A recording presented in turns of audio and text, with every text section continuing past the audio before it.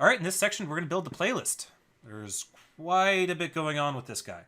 So basically, we have, first of all, the basic ability to list playlist items. We also see that there's a progress bar going on both these guys, and the progress bar is synced up. Now, obviously, we don't have a player yet, but we will do that in the next section. So first of all, like I said, we have the list. We also have the ability to add items or queue items into the playlist. So I can hit this next button. I can type in a YouTube URL, hit OK, and then that new item will be queued. In addition, we can right-click and play any item. So we can force the item to be played. And you'll notice that there's a playlist indicator right there. And what that is useful for is if your playlist is really, really long. Let's just spam our playlist for a second with a bunch of data. If your playlist is really, really long, it's very helpful to have a visual indicator of where, relative to your scroll bar, the current item is playing.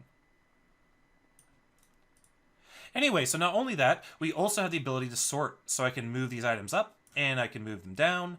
And as you see, it properly replicates to both connected clients, or theoretically, however many connected clients you might have. So you see both sides can do it because we're logged in. Anyway, that is what we're building in this section, and I hope you guys enjoy it, and we'll see you guys in the next video.